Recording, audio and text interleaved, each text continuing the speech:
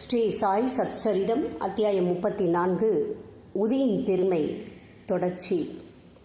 Doctor சகோதரியின் மகன் doctor பிள்ளை, ஷாமாவின் மைத்துனி, ஈரானிய பெண், ஹர்தா கனவான், பம்பாய் பெண்மணி. உதியின் பெருமை என்னும் பொருளை பற்றி இந்த அத்தியாயம் தொடர்கிறது. உதியை இட்டுக்கொள்வதால் மிகுந்த பலனளித்த விஷயங்களை பற்றி கூறுகிறது. டாக்டரின் சகோதரியின் மகன். மாலேகாவனில், அதாவது நாசிக் ஜில்லா, ஒரு டாக்டர் இருந்தார். அவரின் சகோதரியின் மகன் குணமாக்க இயலாத எலும்புருக்கி நோய் கட்டியால் துன்பப்பட்டான். டாக்டர் தாமும் அவரின் சகோதரர்களும் மற்றும் மருத்துவ நிபுணர்களும் எல்லா விதமான சிகிச்சைகளையும் அறுவை சிகிச்சையையும் கூட முயன்று பார்த்தனர். குணம் என்பதே இல்லை. அச்சிறுவனின் துன்பத்துக்கும் ஒரு முடிவில்லை. நண்பர்களும் உறவினர்களும் அந்த சிறுவனின் பெற்றோர்களிடம் தெய்வீக உதவியை கோரும்படியும் குணமாக்க இயலாத வியாதிகளை எல்லாம் தமது வெறும் கடைக்கண் பார்வையினால் மட்டுமே குணமாக்கிவிடும் சாய்பாபாவிடம் முயற்சிக்கும்படியும் அறிவுறுத்தினர். எனவே பெற்றோர்கள் ஷீரடிக்கு வந்தனர். பாபாவின் முன்னர் வைத்து பணிவுடனும் மரியாதையுடனும் வேண்டினர். தங்கள் பையனை காக்கும்படி மன்றாடி பிரார்த்தித்தனர். கருணையுள்ள பாபா அவர்களுக்கு ஆறுதல் அளித்து, இம்மசூதியை அடைக்கலம் புகுவோர் இந்த பிறப்பிலும் காலத்தின் முடிவு வரையிலும் எதை குறித்தும் கஷ்டமே படமாட்டார்கள். இப்போது கவலையற்று இருங்கள். உதியை நோய் கட்டியின் மீது தடவுங்கள். ஒரு வாரத்திற்குள் அவன் குணமடைவான். கடவுளை நம்பு. இது மசூதி அல்ல, துவாரகமாயி. இவ்விடத்தில் காலடி வைப்பவன் துரிதமாக உடல் நலத்தையும் மகிழ்ச்சியையும் பெறுவான். அவனுடைய தொல்லைகள் எல்லாம் ஒரு முடிவுக்கு வந்துவிடும் என்றார். பையன் பாபாவின் முன்னர் உட்கார வைக்கப்பட்டான். நலிவுற்ற பகுதியின் மீது பாபா தமது கையை வைத்து தடவி அவன் மீது தமது அன்பு பார்வையை செலுத்தினார். பையன் மகிழ்ச்சி அடைந்தான். உதியை தடவிய பின்னர் அவன் குணமடைய தொடங்கினான். சில நாட்களுக்கு பின்னர் பூரண ஆரோக்கியமானான். பின்னர் பாபா உதியினாலும் அருட்பார்வையினாலும் குணப்படுத்தியதற்கு பாபாவுக்கு நன்றி செலுத்திவிட்டு பெற்றோர் ஷீரடியை விட்டு புறப்பட்டனர். இதை அறிந்த அப்பையனின் மாமாவாகிய டாக்டர் ஆச்சரியமடைந்தார். தாம் ஏதோ விஷயமாக பம்பாய்க்கு போகும் வழியில் ஷீரடிக்கு போக விரும்பினார். ஆனால் மாலேகாவனிலும் மன்மாடிலும் அவர் சிலர் பாபாவுக்கு எதிராக பேசி அவரது செவிகளில் விஷத்தை பாய்ச்சினர். எனவே ஷீரடிக்கு தாம் விஜயம் செய்ய இருந்த எண்ணத்தை விட்டுவிட்டு பம்பாய்க்கு நேரடியாக சென்று விட்டார். தமது விடுமுறையின் மீதமுள்ள நாட்களை அவர் அலிபாகில் கழிக்க விரும்பினார். ஆனால் பம்பாயில் இருந்தபோது 3 தொடர்ந்த இரவுகளிலும் இன்னும் நீ என்னை நம்ப மறுக்கிறாயா என்ற ஒரு குரல் எழுந்தது. பின்னர் டாக்டர் தமது மனதை மாற்றிக்கொண்டு ஷீரடிக்கு செல்ல தீர்மானித்தார். பம்பாயில் ஓட்டு ஜுரம் வந்த ஒரு நோயாளியை அவர் கவனிக்க வேண்டியிருந்தது. அது விரைவில் குணமடையும் அறிகுறி எதையும் காணோம். எனவே தமது ஷீரடி விஜயம் ஒத்திவைக்கப்பட்டு விட்டது என்று அவர் நினைத்தார். எனினும் தமது மனதில் ஒரு சிறிய பரீட்சை வைத்துக் கொண்டார். நோயாளி இன்று குணமடைந்தால் நான் நாளை ஷீரடி விஜயம் செய்வேன் என்று கூறிக்கொண்டார். ஆச்சரியம் என்னவெனில், அவர் அந்த தீர்மானம் எடுத்த அந்த கணம் தொட்டே ஜுரம் நீங்க தொடங்கி உடல் சாதாரண நிலைக்கு வந்துவிட்டது. பின்னர் தமது தீர்மானத்தின்படி அவர் ஷீரடிக்கு சென்றார். பாபாவின் தரிசனத்தை பெற்று அவரை வீழ்ந்து பணிந்தார். அவர் தமக்கு அடியவராகும் வண்ணம் பாபா அவருக்கு அத்தகைய அனுபவங்களை அளித்தார். அவர் அங்கு 4 நாட்கள் தங்கியிருந்தார். பாபாவின் உதி ஆசீர்வாதங்களுடன் வீட்டுக்கு திரும்பினார். 15 நாட்களுக்குள் பீஜப்பூருக்கு உத்தியோக உயர்வில் மாற்றப்பட்டார். அவருடைய சகோதரி மகன் விஷயம் பாபாவை பார்ப்பதற்கு அவருக்கு ஒரு சந்தர்ப்பம் அளித்தது. இந்த விஷயம் ஞானியின் பாத கமலங்களின் மீது அசைக்க இயலாத பக்தியை அவரிடம் தோற்றுவிப்பதற்கு காரணமாயிருந்தது. டாக்டர் பிள்ளை. டாக்டர் பிள்ளை என்பவர் பாபாவின் மிக நெருங்கிய பக்தர். பாபா அவரை மிகவும் விரும்பினார்.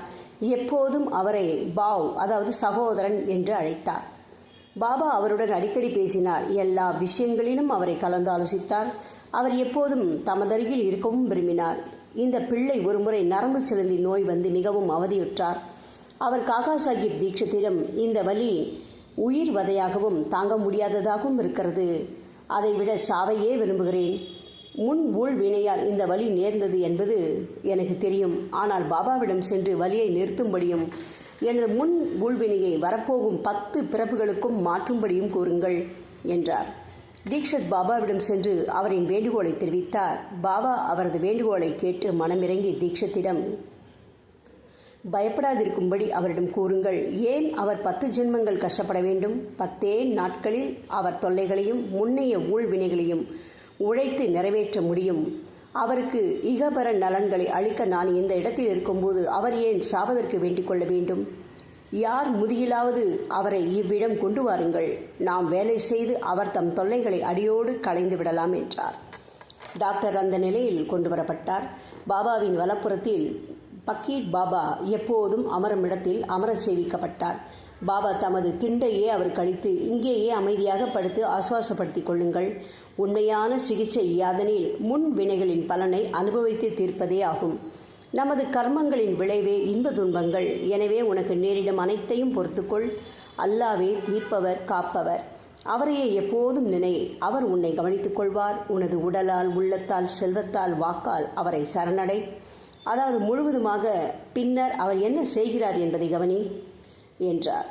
நானா சாஹிப் ஒரு பாண்டேஜ் போட்டிருப்பதாகவும், ஆயினும் அவர் எந்தவித நிவாரணத்தையும் உணரவில்லை என்றும் டாக்டர் பிள்ளை பதில் கூறினார். நானா ஒரு மடையன் என்றார் பாபா. பாண்டேஜை எடுத்துவிடு, இல்லாவிடில் செத்து விடுவாய். இப்போது ஒரு காக்கை வந்து உன்னை கொத்தும், அதன் பின் நீ குணமடைவாய் என்றார். இவ்வுரையாடல் நிகழ்ந்து கொண்டிருக்கும் போது எப்போதும் விளக்குகளை ஒழுங்குபடுத்தி மசூதியை சுத்தப்படுத்தும் அப்துல் என்பவர் வந்தார். அவர் தனது சீர் செய்யும் வேலையை கவனித்துக் கொண்டிருக்கையில் தற்செயலாக அவரது பாதம் டாக்டர் பிள்ளையின் நீட்டப்பட்ட கால்களின் மீது பட்டுவிட்டது. அதாவது மிதித்து விட்டார். கால் ஏற்கனவே வீங்கி இருந்தது. அப்துலின் கால் வேறு மிதித்து விட்டதால் 7 சிலந்தி புழுக்களும் வெளியே தள்ளப்பட்டன. வலி தாங்க முடியாமல் டாக்டர் பிள்ளை பெரும் கூச்சலில் அலறினார். சில சமயத்தில் அவர் அமைதியடைந்து மாறி மாறி பாடவும் அழவும் தொடங்கினார். பாபா அப்போது, பார், நமது சகோதரன் இப்போது சௌக்கியமாக பாடிக்கொண்டிருக்கிறார் என்றார். அப்போது பிள்ளை, காக்கை எப்போது வரும், கொத்தும் என்று கேட்டார். பாபா, காக்கையை நீ காணவில்லையா? அவன் மீண்டும் வரமாட்டான். அப்துல் தான் காக்கை என்றார். இப்போது வாதாவுக்கு போய் ஓய்வெடுத்துக்கொள், விரைவில் நீ குணமடைவாய் என்றார். உதியை தடவியும் அதை தண்ணீருடன் உட்கொண்டும் வேறு எவ்வித சிகிச்சையும் மருந்தும் இல்லாமலேயே பாபா முன்னரே கூறியபடி 10 நாட்களில் வியாதி பூரண குணமாக்கப்பட்டது. ஷாமாவின் மைத்துனி. ஷாமாவின் தம்பியான பாபாஜி சாவ்லி பிஹீர் கிராமத்துக்கு அருகில் தங்கியிருந்தார். ஒருமுறை அவர் மனைவி கட்டிகளில் உள்ள பிளேக் வியாதியால் தாக்கப்பட்டாள். அவளுக்கு அதிகமான ஜுரமும் அடிவயிற்றில் 2 கட்டிகளும் ஏற்பட்டன. பாபாஜி ஷீரடிக்கு ஷாமாவிடம் ஓடி வந்து உதவி செய்யும்படி கூறினார். ஷாமா பீதி அடைந்தார். ஆனால் தமது வழக்கப்படி பாபாவிடம் சென்று அவர் திருமுன் வீழ்ந்து பணிந்து அவருடைய உதவியை கோரி வியாதியை குணமாக்கும்படி கேட்டுக்கொண்டார். தன் தம்பியின் வீட்டிற்கு போகவும் அவருடைய உத்தரவை வேண்டி நின்றார். பாபா, அங்கே அந்த பின்னிரவு நேரத்தில் செல்ல வேண்டாம். அவளுக்கு உதியை அனுப்புக. ஜுரத்தை பற்றியும் கட்டியை பற்றியும் ஏன் கவலைப்பட வேண்டும்? கடவுளே நமக்கு தந்தையும் எஜமானரும் ஆவார். எளிதில் அவள் குணமடைவாள். இப்போதே போகாதே, நாளை காலையில் போய் உடனே திரும்பிவிடு என்றார். பாபாவின் உதியில் ஷாமாவுக்கு பூரண நம்பிக்கை உண்டு. அது பாபாஜியிடம் அனுப்பப்பட்டது. கட்டிகளின் மீது அது தடவப்பட்டது. சிறிது தண்ணீரில் கரைக்கப்பட்டு குடிக்க கொடுக்கப்பட்டது. அதை உட்கொண்டதுதான் தாமதம். பெருமளவில் வேர்த்து கொட்டி ஜுரம் விட்டது. நோயாளிக்கு நல்ல தூக்கம் கிடைத்தது. அடுத்த நாள் காலை பாபாஜி தமது மனைவியின் உடல்நிலை தேறிவிட்டதையும் ஜுரம் கட்டிகள் நீங்கி புது வலுவூட்டப்பட்டதையும் கண்டு அதிசயப்பட்டார். ஷாமா அந்த இடத்திற்கு அடுத்த நாள் சென்றபோது அந்த பெண்மணி அடுப்பருகில் அமர்ந்து தேநீர் தயாரித்து கொண்டிருப்பதைக் கண்டு ஆச்சரியப்பட்டார். தம்பியை கேட்டதும் பாபாவின் உதி அவளை முழுவதுமாக ஒரே இரவில் குணமாக்கி விட்டது என்று கூறினார். காலையில் சென்று உடனே திரும்பு என்னும் பாபாவின் மொழிகளில் உள்ள குறிப்பு நுட்பத்தை அப்போது ஷாமா புரிந்து கொண்டார். தேநீர் உட்கொண்டதும் ஷாமா திரும்பினார். பாபாவை வணங்கிய பின், தேவா, தங்களது திருவிளையாடல்தான் என்ன? தாங்கள் முதலில் புயலை எழுப்பி எங்களை நிலைகுலைய செய்கின்றீர்கள், பின்னர் அதை அமைதிப்படுத்தி ஆசுவாசப்படுத்துகிறீர்கள் என்றார். பாபா, நடவடிக்கைகளின் வழி விளங்கா புதிர் நிலையாக உள்ளது. நான் எதையும் செய்யவில்லையாயினும் ஊழ்வினையின் காரணமாக நிகழும் செயல்களுக்கெல்லாம் அவர்கள் என்னை பொறுப்பாளியாக்குகிறார்கள். நான் அவர்களின் சாட்சி மாத்திரமே. கடவுள் ஒருவரே ஒரே செயலாளர், அகத்தூண்டுவிப்பாளர். மேலும் அவர் மிகவும் கருணையுள்ளவர். நான் கடவுளோ பரமாத்மாவோ அல்ல. அவரின் பணிவுள்ள ஒரு வேலைக்காரனும் அவரை அடிக்கடி நினைவில் இருத்தி கொள்ளுபவனும் மட்டுமே. எவன் ஒருவன் தனது அகங்காரத்தை ஒதுக்கி தள்ளி அவருக்கு நன்றி செலுத்தி அவரை முழுமையாக நம்புகின்றானோ அவனது பந்தங்கள் அறுபட்டு போகின்றன, அவன் முக்தி அடைகின்றான் என்றார். ஈரானியரின் பெண். ஒரு ஈரானிய கணவானுடைய அனுபவத்தை இப்போது படியுங்கள். அவரது சிறு மகளுக்கு ஒவ்வொரு மணிக்கும் வலிப்பு வந்தது. அப்போது அவள் பேசும் சக்தியை இழந்தாள். அங்கங்கள் குறுகி உணர்வின்றி கீழே சாய்ந்தாள். எந்த சிகிச்சையும் அவளுக்கு எந்தவித குணத்தையும் அளிக்கவில்லை. பாபாவின் உதியை சில நண்பர்கள் அவளது தந்தைக்கு சிபாரிசு செய்து அதை பம்பாயில் விலே பார்லேயில் உள்ள காகா சாஹிப் தீக்ஷத்திடமிருந்து பெறும்படி கூறினார்கள். பின்னர் ஈரானிய கணவான் உதியை பெற்று தினந்தோறும் அதை நீரில் கலந்து தன் மகளுக்கு கொடுத்தார். ஆரம்பத்தில் மணிக்கு ஒரு முறை வந்து கொண்டிருந்த வலிப்பு 7 மணிக்கு ஒரு முறை வரத் தொடங்கியது. அதற்கு சில தினங்களுக்கு பின் அவள் முழுமையும் குணமடைந்தாள். ஹர்தா கணவான். ஹர்தாவைச் சேர்ந்த முதியவர் ஒருவர் தமது மூத்திரப்பையில் உள்ள கல் ஒன்றால் கஷ்டப்பட்டார். அத்தகைய கற்கள் எல்லாம் பொதுவாக ரண சிகிச்சை மூலமாகவே நீக்கப்படுகின்றன. மக்கள் அவரையும் ஒரு அறுவை சிகிச்சை செய்து கொள்ளும்படி கூறினர். அவர் முதுமையும் தளர்ச்சியும் உடையவராயிருந்தார். அவருக்கு மனோதிடமும் தேவையாயிருந்தது. அறுவை சிகிச்சைக்கு தன்னை உட்படுத்திக் கொள்வதை அவரால் நினைக்க இயலவில்லை. அவரது கஷ்டம் மற்றொரு வகையில் தீர இருந்தது. அந்த நகரத்தின் இனாம்தார் அந்நேரத்தில் அவ்விடத்துக்கு வரும்படியாக நிகழ்ந்தது. அவர் பாபாவின் அடியவர்களில் ஒருவர். எப்போதும் தம்மிடம் உதி கையிருப்பை வைத்திருந்தார். சிலரின் சிபாரிசின் பேரில் அம்முதியவரின் மகன் உதியை சிறிது அவரிடமிருந்து பெற்று தண்ணீரில் அதை கலக்கி தனது கிழத்தந்தைக்கு உட்கொள்ள கொடுத்தான். 5 நிமிடத்திற்குள் உதி உடம்பில் சார்ந்து கல் கரைந்து சிறுநீர் வழியாக வெளிவந்து விட்டது. முதியவரும் விரைவில் குணமடைந்தார். பம்பாய் பெண்மணி. பம்பாயில் காயஸ்த பிரபு ஜாதியைச் சேர்ந்த ஒரு பெண்மணி பிரசவத்தின் போதெல்லாம் கடும் வேதனை அடைந்தாள். ஒவ்வொரு முறை தான் கர்ப்பமானதும் என்ன செய்வதென்று தெரியாமல் அவள் பீதியடைந்தாள். பாபாவின் ஒரு பக்தரான கல்யாணைச் சேர்ந்த ராமமாருதி என்பவர் சுகப்பிரசவத்துக்காக அவளை ஷீரடி அழைத்துச் செல்லும்படி அவளது கணவனுக்கு அறிவுரைத்தார்.